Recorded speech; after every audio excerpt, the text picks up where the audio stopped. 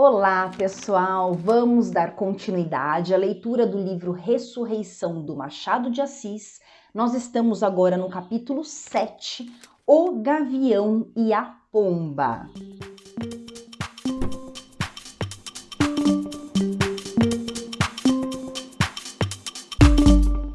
Iniciando afoitamente esta aventura, era natural que Félix saísse de Catumbi com a vaidade satisfeita de um triunfador. Não era ele amado e amado sem esforço seu, sem resistência nem combate? E a mulher que lhe acabava de dar francamente o coração não tinha todas as qualidades que podem seduzir um homem e lisonjear-lhe o amor próprio? Qualquer outro teria motivo de se julgar superior ao resto dos mortais, mas era a natureza mesma da vitória que vinha travar a felicidade de Félix. A que propósito interviria o coração neste episódio, que devia ser curto para ser belo, que não devia ter passado nem futuro a roubos nem lágrimas? Fui longe demais, ia ele dizendo consigo. Não devia alimentar uma paixão que há de ser uma esperança, e uma esperança que não pode ser outra coisa mais que um infortúnio. Que lhe posso eu dar que corresponda ao seu amor?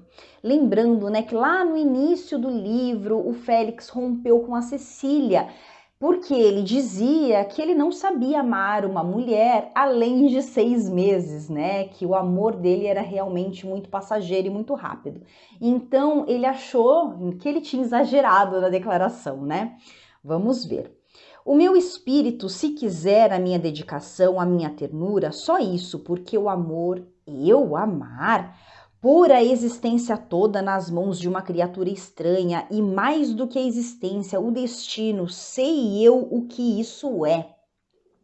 Neste ponto, parece que alguma ideia vaga e remota lhe surgiu no espírito e o levou a uma longa excursão no campo da memória. Quando voltou à realidade presente, tinha o carro entrado no Largo do Machado, apeou-se e seguiu a pé para casa. A viúva tornou a ocupar-lhe o espírito, recapitulou então tudo o que se passara em Catumbi, as palavras trocadas, os olhares ternos, a confissão mútua, evocou a imagem da moça e viu-a junto dele, pendente de seus lábios, palpitante de sentimento e ternura.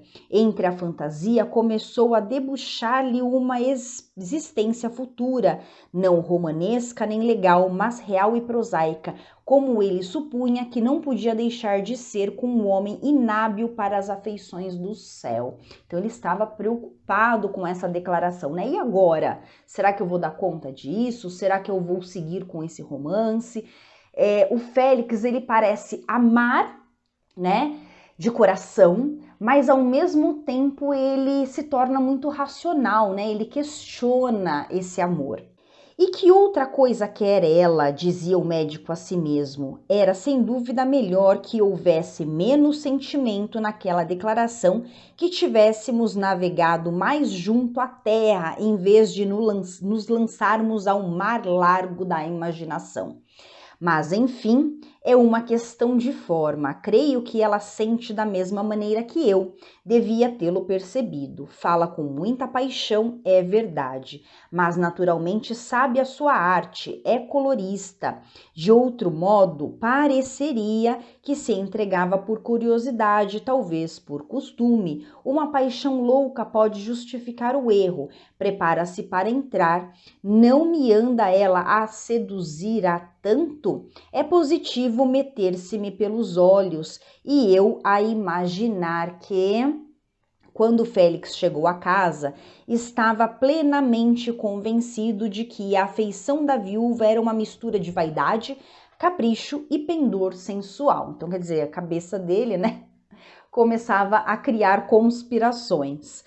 Isto lhe parecia melhor que uma paixão desinteressada e sincera, em que, aliás, não acreditava. Não admira, pois, que, ainda desta vez, a lembrança de Lívia lhe perturbasse o sono e que o primeiro clarão da aurora, atravessando os vidros da janela da alcova, alumiasse o rosto do médico tão grave e plácido como na véspera.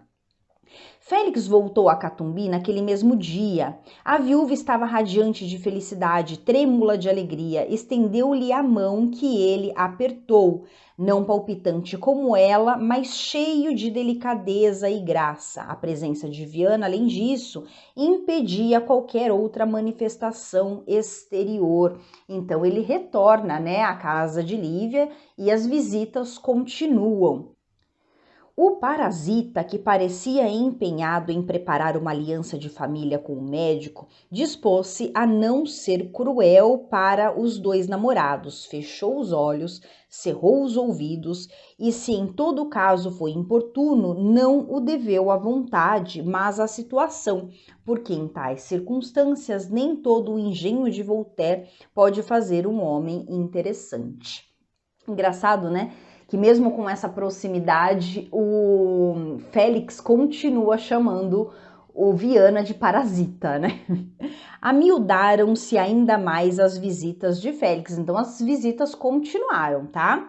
Que ali encontrou algumas vezes a família de Coronel Moraes e outras poucas da intimidade de Lívia. Dona Matilde sentia entusiasmo pelo médico, quanto a Raquel olhava para ele com uma espécie de adoração, lembrando que a Raquel é filha, aquela moça novinha, filha do coronel com a Dona Matilde, tá? E eles frequentam ali a casa do Viana, a casa do Félix, são todos amigos. Dos homens, alguns o detestavam cordialmente, outros tinham-lhe medo, não raros inveja e alguns poucos simpatia. Félix, entretanto, parecia indiferente aos sentimentos que inspirava e, deste modo, obedecia a um sistema não menos que a disposição do seu espírito. O mesmo praticava em relação ao amor, evitava quanto podia animar as esperanças da moça e, posto soubesse a fundo a retórica da paixão, não a entregava nem uma parcimônia que lhe parecia economia razoável. Lívia, porém, não dissimulava nem hesitava, deixava transparecer no rosto o que sentia no coração. Então o Félix ele se fechava mais por conta dessa racionalidade, mas a Lívia não dava conta disso, né? A Lívia tornava o sentimento dela transparente para todos. Jogava com as cartas da mesa sem previsão nem cálculo. Expansiva e discreta, enérgica e delicada, entusiasta e refletida, Lívia possuía esses contrastes aparentes que não eram mais que as harmonias do seu caráter. Os próprios defeitos dela nasciam de suas qualidades, era crédula à força de ser confiante, ríspida com tudo o que lhe parecia baixo ou fútil. Tinha a imaginação quimérica, às vezes o coração supersticioso, a inteligência austera, mas compensava estes defeitos, se o eram, por qualidades capitais e raras. Um dia em que ambos conversavam do único assunto que lhes podia interessar, pelo menos do único que lhe interessava a ela, Félix pediu-lhe explicação de uma coisa que lhe parecia obscura. Olha só, o Félix começa então a pedir explicações para Lívia. Obscura? Repetiu Lívia. Lembra-se da noite em que a encontrei no ginásio? Disse o médico. Estava preocupada e alheia a tudo, conversou mal e distraída, interessavam-lhe as cenas amorosas, tudo mais parecia aborrecê-la. No fim do terceiro ato, levantou-se e foi-se embora. Diz-me, entretanto, que desde o sarau do coronel já começava a sentir esse amor que é a sua vida. Pois bem, não estava eu lá, ao seu lado, no teatro? Então, olha só, ele começa a recordar, fatos do passado e questionar Lívia sobre esse passado. Mas espera aí.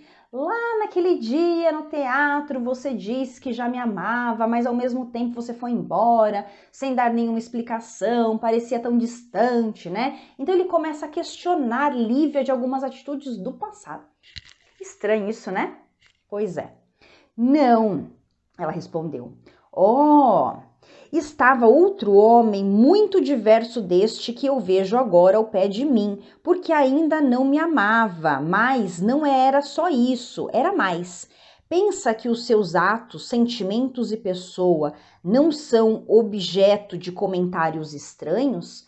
Então ela falou: não, não era isso, né? Eu já o amava lá, né? Mas você não me amava, né? Eu não era correspondida. Então esse era o problema. Importam-me tão poucos comentários. Pois bem, falaram-me muito mal do seu coração naquele dia. Pois é, olha a fofoquinha. Que lhe disseram desse viajante incógnito? Viajante? Perguntou Lívia. Que foi? Emendou Félix. Disseram-me muitas coisas más. Deu-lhes crédito? Não, mas fiquei triste. Eu estava acostumada a admirá-lo de longe, conhecia-o pouco, mas meu irmão falava-me muita coisa ao seu respeito nas cartas que me escrevia para Minas, e Raquel fazia coro com ele. Provavelmente Lívia escutou falar, né, os comentários eram a respeito da falta de compromisso do Félix, porque o Félix, ele sempre iniciava o relacionamento e logo os relacionamentos terminavam. Seu irmão tem certo entusiasmo por mim, disse Félix, é natural que exagere os meus méritos. Quanto à filha do coronel, é uma criança que se acostumou a ver-me com olhos de irmã mais nova. Quer então que eu acredite antes nas coisas más nem boas? Lívia, conheça-me primeiro, fará depois juízo seguro. Oh, conheço-te, exclamou ela. A entrada de Viana interrompeu o colóquio. Félix dirigiu-se à mesa e abriu um álbum enquanto Viana referia à irmã as peripécias de um jantar a que assistira. Então o Félix, ele abriu um álbum, tá? Que estava ali na casa. Vamos prestar atenção nesse álbum. O álbum da viúva que o médico abria pela primeira vez estava já alastrado de prosa e verso. Nem tudo era bom, como acontece nesses livros, que são às vezes verdadeiros asilos de inválidos, onde as musas reumáticas e manetas vão soltar os seus gemidos. Uma página havia que lhe pareceu misteriosa, era uma declaração de amor sem assinatura. Então ele abriu um álbum e nesse álbum havia uma declaração de amor sem assinatura. Leu-a e não pôde deixar de sorrir. Só havia uma coisa pior que a forma, era o pensamento. De que se ri? Perguntou a viúva. Viana aproximou-se de Félix e lançou os olhos para a página aberta. Ah, disse ele estouvadamente, isto é do meu defunto cunhado. Então aquela carta, aquela declaração de amor que estava no interior do álbum, era uma carta do marido morto da Lívia, né, para ela, tá? Uma declaração de amor para Lívia. Lívia estremeceu e corou. Viúva de um nécio, nécio significa estúpido, tá? Pensou Félix, estava pedindo um homem inteligente. Por que será que ele xingou, né? Achou estúpido e xingou o ex-marido, né? O marido morto da Lívia. Será ciúmes? Pois é. Vamos ver, né? Vamos refletir sobre isso nos próximos capítulos. Então é isso, até o próximo vídeo. Beijos! Tchau, tchau!